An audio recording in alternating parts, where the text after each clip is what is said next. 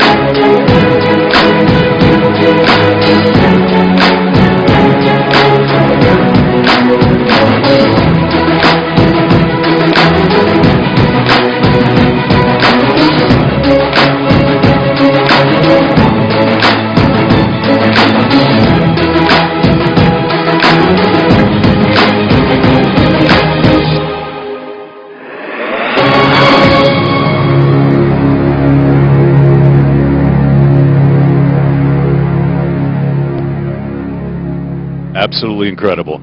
Once again, good morning, everyone. My name is David Diamante. I'm the Brooklyn Nets public address announcer. I'll be your MC for today for a fun and informative day here in Brooklyn. I'd also like to give a warm welcome to all of our online viewers, as today's conversations with our guest speakers will be streamed live on barclayscenter.com. And now, I'm pleased to introduce CEO of the Brooklyn Nets and Barclays Center, Mr. Brett Yormark.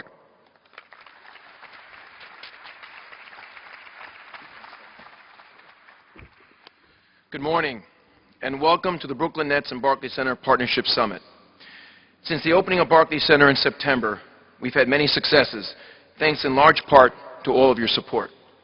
We've learned a lot this year, and we are very happy with the results, but we are not satisfied.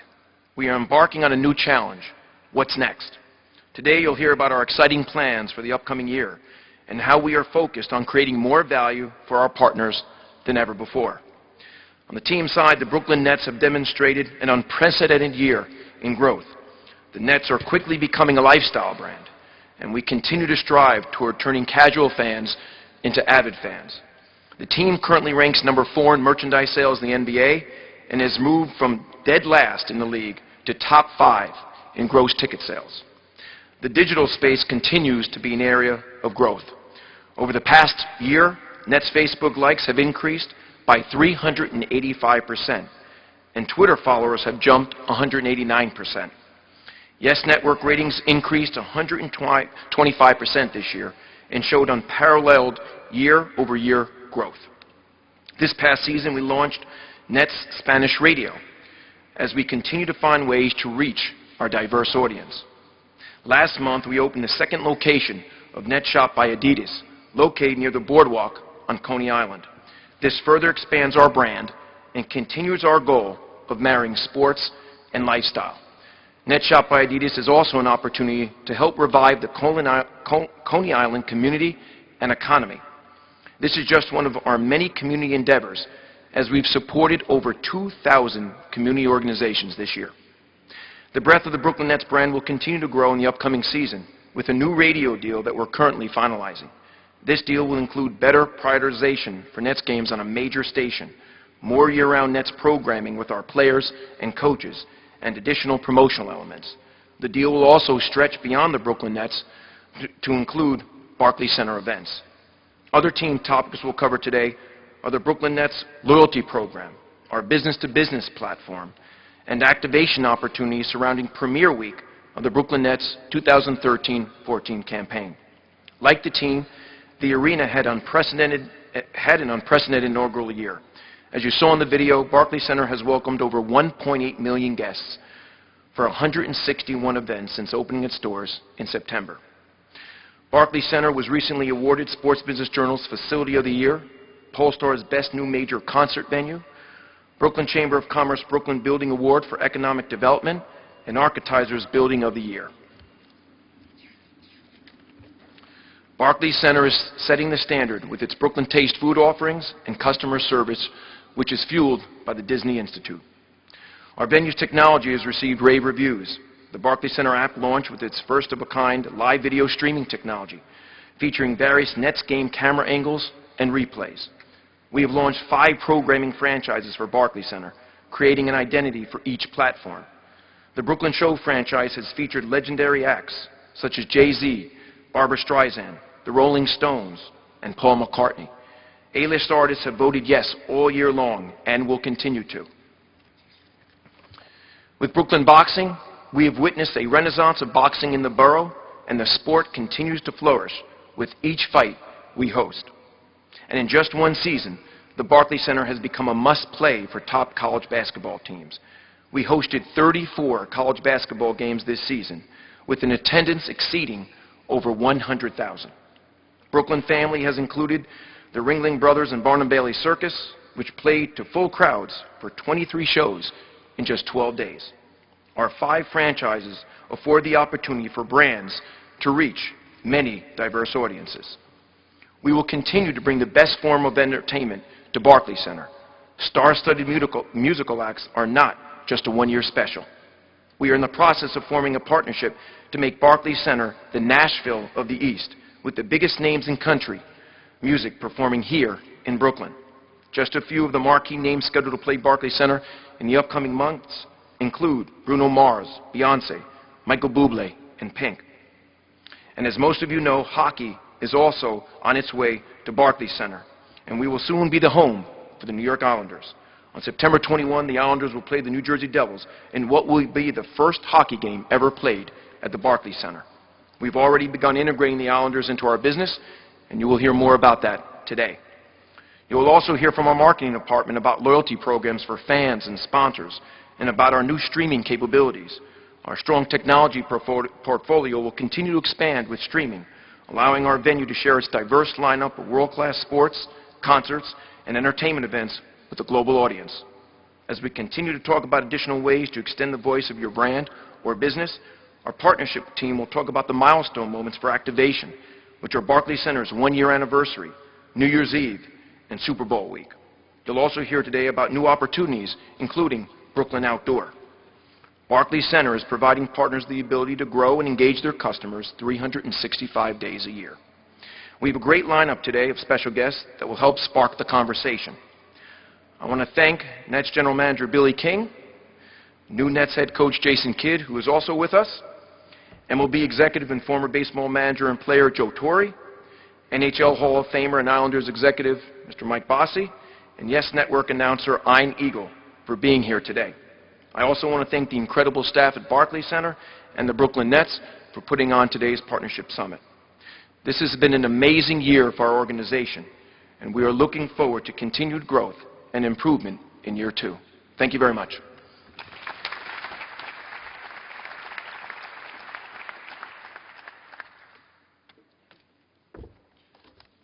Thank you, Brett. Now, before we welcome our next speakers, let's make sure we all brush up on our Brooklyn Nets trivia. I've got some sporty Brooklyn Nets apparel by Adidas for anyone who gets the following questions correct. We need some crowd participation here. First question, which player on the Nets totaled the most points in the regular season? My man. All right. Good job. Who is the only player from this year's Nets roster that played in every single regular season game? Nope. In the back. You are correct. It is Andre Blatch. All right. Who is the oldest Nets player? Stackhouse. You got it right there in the front. Who's the shortest Nets player? It is C.J. Watson. You guys are good. All right, one final one. Which player led the Brooklyn Nets in total steals during the 2012-2013 season? It is Gerald Wallace. You are correct. Good job, guys. Now, as you may have heard, we made a big announcement last week regarding the Brooklyn Nets' new head coach. Please welcome to the stage the Brooklyn Nets general manager, Billy King, Brooklyn Nets head coach, Jason Kidd, and Emmy Award-winning play-by-play announcer, Ian Eagle.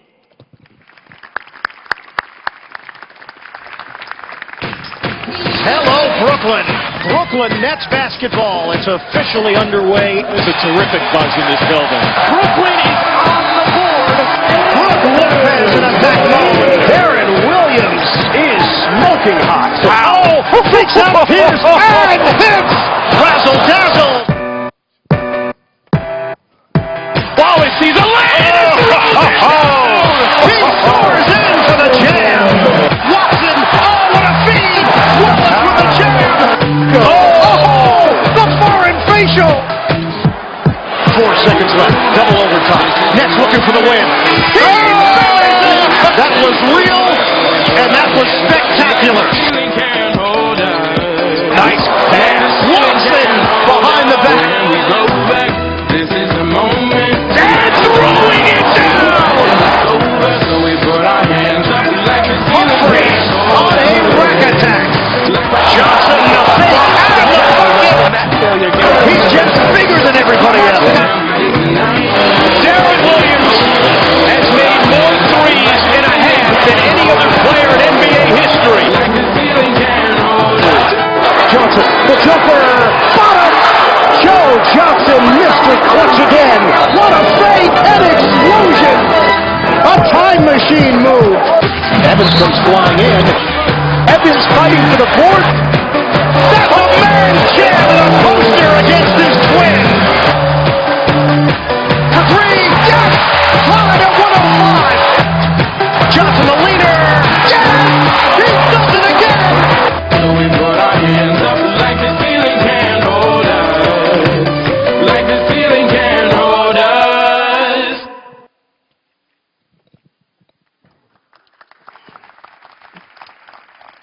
Welcome, everybody. People often ask, Ian, do you get that excited in your everyday life? I do. That's a great chicken burrito. Like, just normal, mundane activities. For some reason, I show natural enthusiasm. Welcome, everybody, here to Barclays Center. Billy King, Jason Kidd. Anything new? Anything new in your guys' life? Anything going on that we need to know about? I'm not sure. Actually, no. It's been fun having Jason, just because we've known each other, but the transition just in talking, it's sometimes it fit. This one fits. Jason Has a lot of NBA records. I believe he set a new NBA record, the shortest retirement ever, 127 hours. I don't know how you got to that number.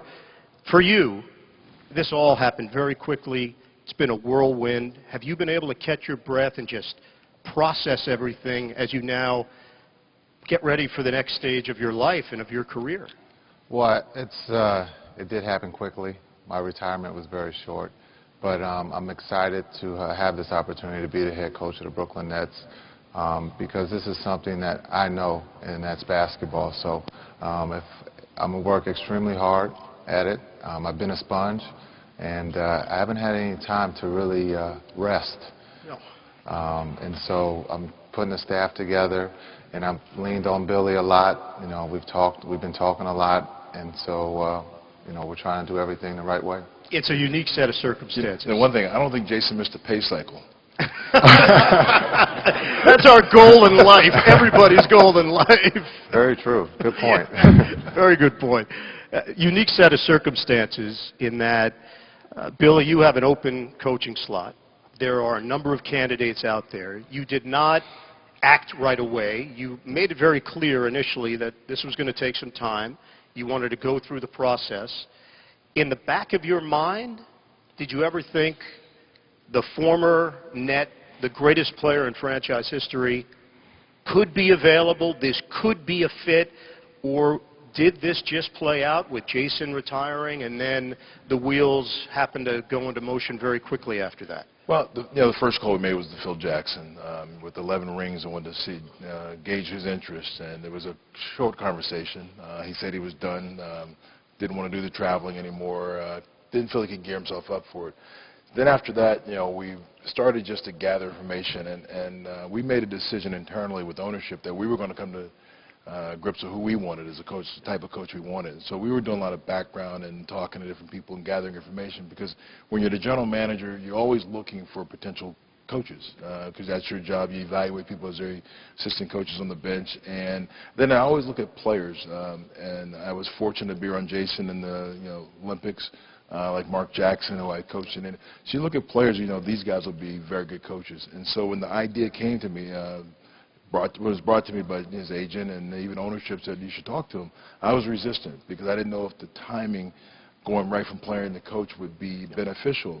But then I said, if you believe in somebody who's going to be a very good coach, and I always felt Jason would be, why wait? It's like if you believe that LeBron James is going to be a good player, you take him number one. You wouldn't wait, let's let him get 2 years of experience and we want him. So that was my thought process, is let's get him and let him grow and help him grow and develop, because he's been coaching really these 19 years that he played.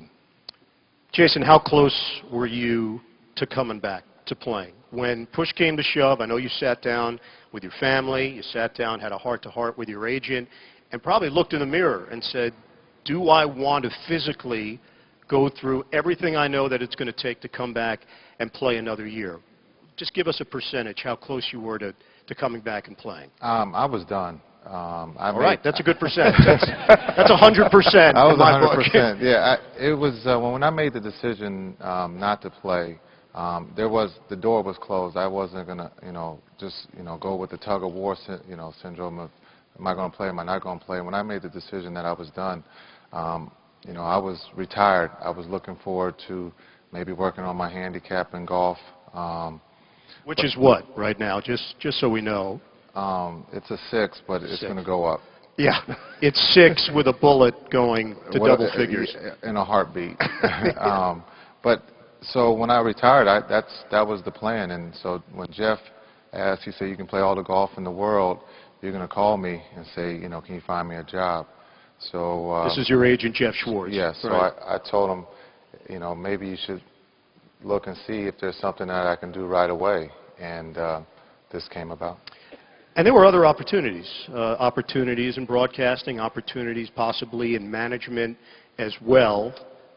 Why this? Why did this seem like the natural step for you? And also, just to add on to it, because it was the Nets, did that enter into the equation? Because you had had so much success with this organization, and maybe there was a sense of coming back home. Well, I think the conversation that me and Billy had on Monday fit. It was really relaxed. We talked basketball for a long time, and I just felt comfortable, and I shared with Billy what I thought I could do. As a head coach, yes, I know there's a lot to learn about the position, but the things I felt that I can bring right away. So, leaving that meeting, I felt confident that I did the best I could do for my first interview. I guess you nailed your first interview. He didn't have a resume, though. No, what? You didn't have time? I'm still trying to fill it out. Billy, Mike Krzyzewski, that's a common bond that you and Jason share. Mike Krzyzewski, of course, was your college coach at Duke. Mike coached Jason with the U.S. national team in the Olympics. And just on a personal note, years ago I did a Duke-St. John's game at the Garden, and Jason was still on the Nets at this time. And fortunately, we get to meet with the coach from both teams prior to the game, and I go in to meet with Coach Krzyzewski to talk about that game that day at the Garden.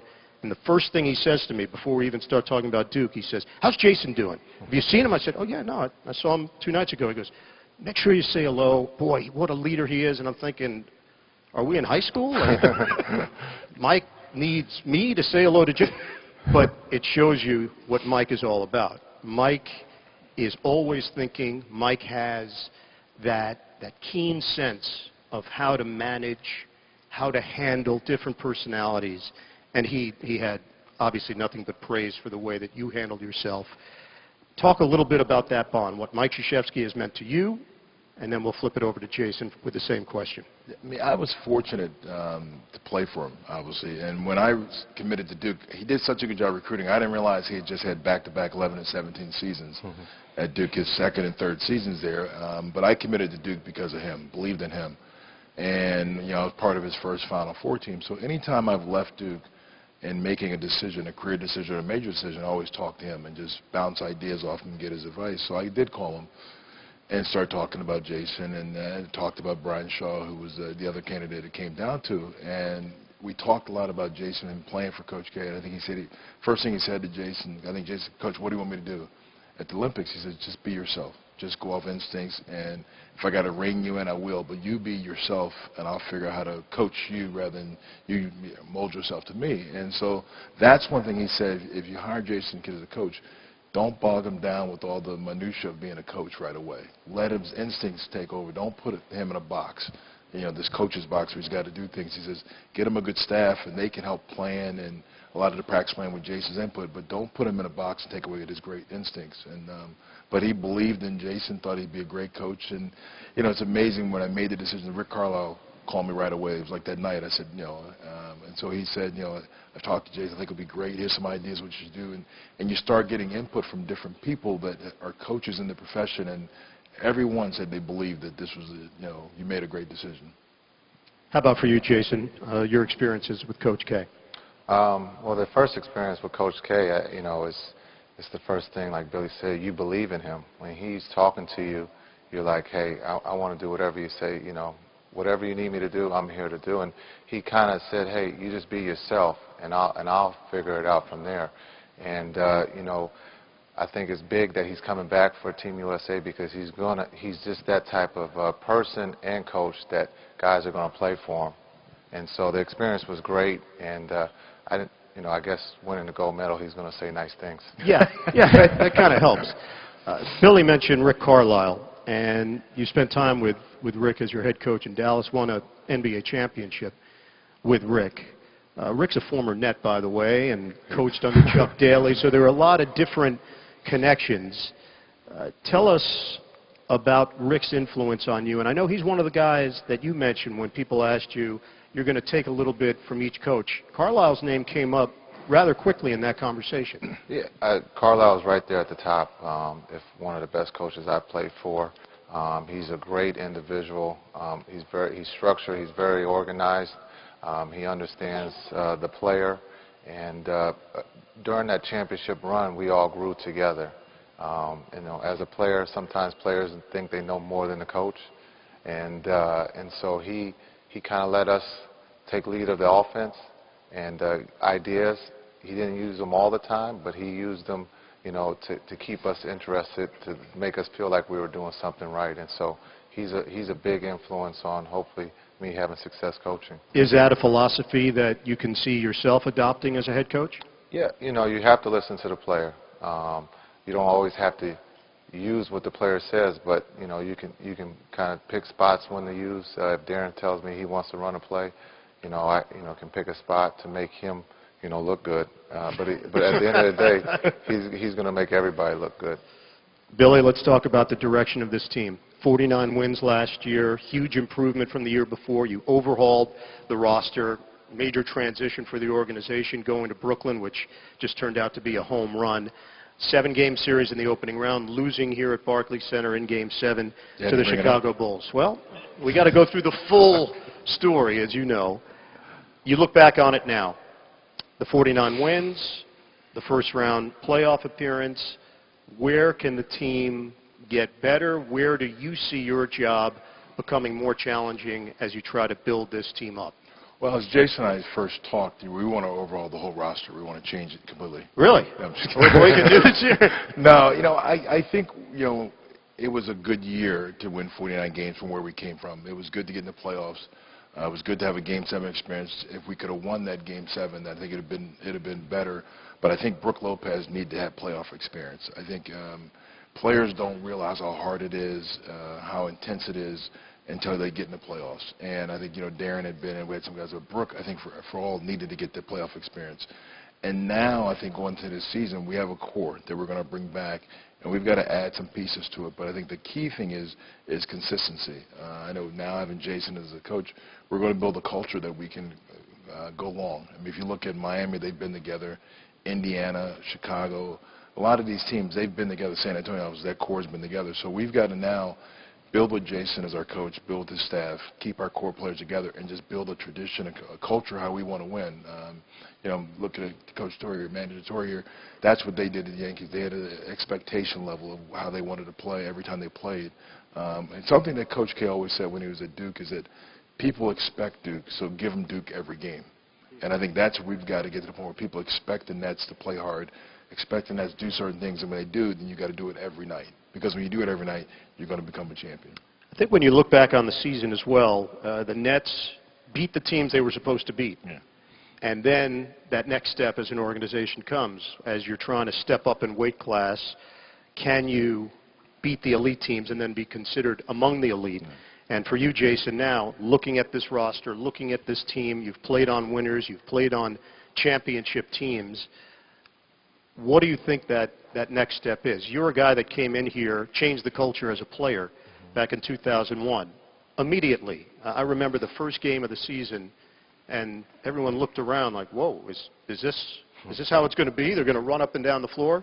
And the answer was a definitive yes. You did it throughout that season, did it throughout the following season, continued, and it changed the way the Nets were viewed around the NBA.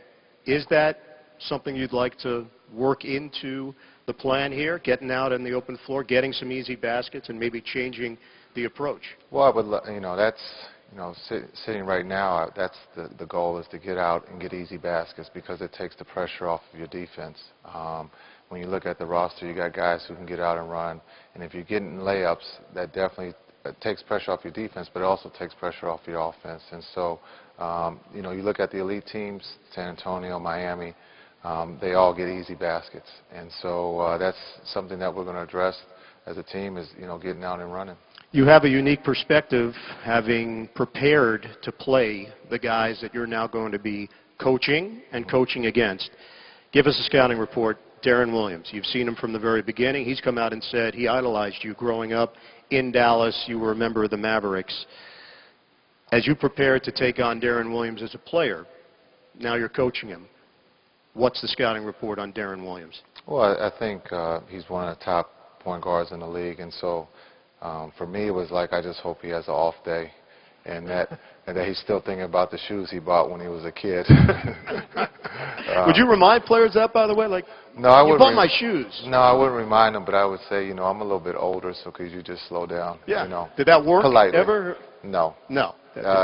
He's a killer, and so, for Darren, he has it all. He can post up. He can set the table, and so I see myself in him, and I think, he's going to be one of the best at the end of the day. Billy, you've come out and said Jason's going to be the coach. Summer League. Have you ever been involved in Summer League in the NBA? Unfortunately not, no. So first time? This would be I'm a rookie, so I'm very excited about this opportunity, coaching in the Summer League, and so it kind of gives me an early start to get my feet wet, but also understand what it takes to be a coach. Yeah, that's going to be taking place in July in Orlando. That means there's a lot of work to be done between now and July. Billy, take us through the next couple of weeks. Draft around the corner, signing potential free agents. That becomes part of the equation as well. Starting to set up what this team is going to look like for the 2013-2014 season. Take us through your schedule and how you compartmentalize and visualize how the next month is going to go in your life. Well, yesterday we had draft workouts, so it was Jason's first chance to take part in that. We had some guys in, so we're going to try to get some guys back that we think we'd like him to look at. We have workouts tomorrow. We have workouts on Thursday. And then in the meantime, we're interviewing assistant coaches for his staff. We'll be doing that. As well, I'm entertaining phone calls about potential trades. And so a lot of that, because you want to talk about trades because it affects your draft, whether you're trading your pick or not. And as you get closer to the draft, we'll look to maybe acquire other picks. Bogdanovich, who we drafted 2 years ago overseas, he'd like to come over. So I got to see where he fits in. So a lot of times that's where Jason and I are talking about different guys you may look at. We can't contact free agents till July 1st. And so, but in our mind, we'll be prepared when it happens at midnight to reach out. That's the great thing now having Jason. I'll give him a list to call at midnight that, he can reach some guys. I don't have to do that now. It's up to Jason. But for us, I feel fortunate we have a core team. When you start with Brooke and Darren and Joe and Gerald, we have a core that we can build with. Last summer it was a lot. We had to retain Darren, add some players. So this summer is not as. And the great thing about it being in this building, a lot of players want to play here now. Agents are calling, they want to be a part of this. So for us, we've got something now that a lot of teams don't have. So when it comes down to the veteran minimum, if it's an 8-year, 9-year player, it's $1 million. They'll choose us because we have a chance to win. That's where Andre Blatch did. He was in the gym yesterday working out, which is a great feeling to have him be here, working out here. It tells you he wants to be a part of us. So to me, it's a lot of work, but this is the fun time when, for me, I get to build and trade, and I love trading. I'll try not to trade the good ones for you. Keep the good ones for you. Thank you. but I enjoy that part of it because there's only so much I can do to help build a team for him. And then once we get into training camp and season, it'll go. And then once trade deadline happens, my hands are tied. So I got to go now until February. Then I can't do anything. You mentioned the arena. Jason, you had a chance to play here. Electricity, you hit a big three not far from where you are right now. I remember that. You keep bringing Did he kick that leg out or no? He did. Stretching. Stretching the leg, when you're of my course. age, you have to stretch. Jerry Stackhouse didn't notice you stretching at that point when he collided with you on the foul call? He's a little bit older, too, so he might not have seen my leg stretching. That's it. Two older guys that got into it. How about your feeling here? There wasn't electricity when the Nets and Knicks played. Now this is your home. What was your sense of the arena coming in here, being a part of it from a player perspective? This is incredible. Being able to play here, the electricity, the fans are incredible. It's a little bit different than East Rutherford, just a tiny bit. But, I think this is a great home court advantage, and it's a tough building to win. And I did get lucky with that shot. But I'm 1-0 in this building, so we're going in the right direction. That's right. If we go off your personal record, you're undefeated.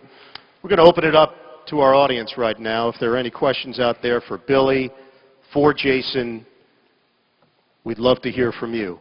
Anybody want to join the media right now?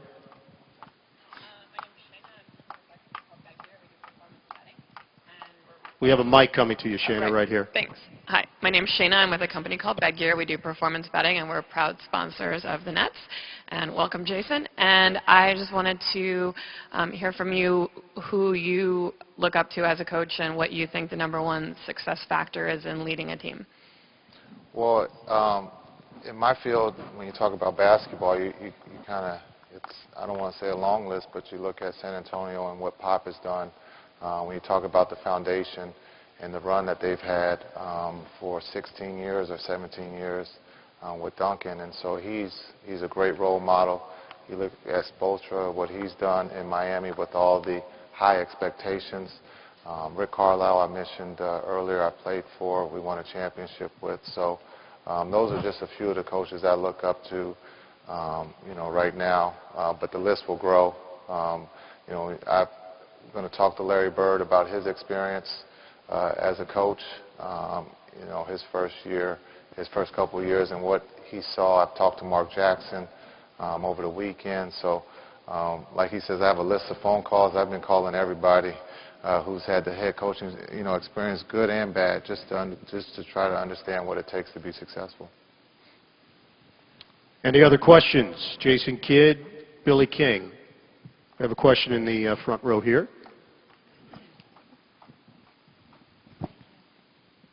Hi, I'm Lindsay from Spec. We're also a proud sponsor of the Brooklyn Nets. We actually cover mobile device. Be happy to get you one. All right. What are you looking forward to most as a head coach, and what are some of your goals as you coach the team? Well, I'm excited. I mean, the unknown is definitely something I'm looking forward to. It's a challenge because this is something I've never done. I think we all know that, but this is, what it's all about, the challenge to being competitive from a different seat. And so, getting the message across to my guys, and the biggest thing is having one of the best seats to watch the greatest athletes in the world. Any other questions? Billy, where did you get those socks? I know somebody wanted to ask that next. Well, my son and daughter, they bought them for Father's Day. Oh, they're beautiful. And they picked them out, so they said you wear this on Monday and these on Tuesday. So these are the ones they picked. So we see who runs the household in the King house. So when I put them on, I didn't realize they'd be showing this much. Yeah, no, they're showing. And we have video, so it'll be. Oh no, this is streaming live, by the way, on BarclaysCenter.com. Jason, for you, one thing as a player, you always were able to figure it out pretty quickly if a coach knew what he was talking about or didn't. That's one thing about basketball knowledge. It shows. Yeah. For you, 19 years in the NBA, a lot of different coaches, a lot of different input that you've seen. As you visualize that first sit down with your team and the message that you're going to get across to these guys, have you formulated in your head the kinds of things you want to cover in that first back and forth with your squad?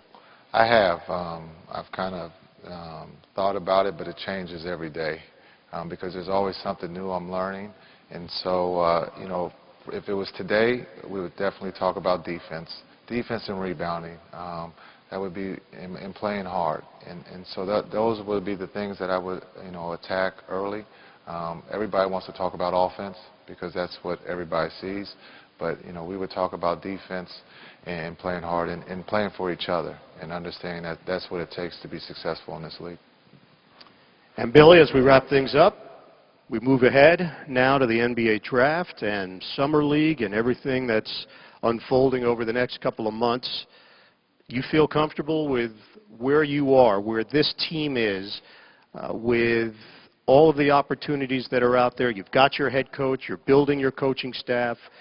You mentioned the possible European edition with Bogdanovic, a player who has gotten very high marks from Europe. For you, what are the challenges? What are the things that you're looking forward to in your position as GM? Well, the biggest thing is the coaching decision. That was one that weighed on me. But I think now having that out of the way, now we get our staff in place. And now we're really refocusing on the draft because I think everybody's talking about this draft is not a good draft. I like the latter part of the round where we are, or the second round, because you tend to get players that are 4 years that have gone to college, so they may not be the diamond in the rough they're going to project out, but you know who they are. And they come in understanding that they may have to wait their turn to play. So I think I love the latter part because you end up getting players that can fit your rotation. And I think where we are, we need guys 8, 9, 10 men in the rotation. I think you have a chance to get some guys there. And you've had an knack for that, going back to your Philadelphia days, here in Brooklyn as well. Late first-round picks, second-round picks that turn into NBA players. The Nets helped me out. Rod Thorne, Kyle Korver, 57. Kyle Korver. That's right. 125. Draft day deal. You could have played with Kyle. I tried. Well, who knows? Is Kyle a free agent or no? I know you can't talk about such things. Yeah, but I can say, yes, he is a free agent. That's all. You can't confirm that he will be a free agent. Yep. And he can make shots from the outside. Can you confirm that as well? Can't go any further than that. Good. Good. Guys, thank you so much. Well, and the one thing I want to say is on behalf of all the sponsors, thank you guys for being part of our team because without you, this building wouldn't be as great. Jason Kidd, head coach of the Brooklyn Nets. Billy King, general manager of the Brooklyn Nets. We have a lot more still to come, and we'll see you in a little bit.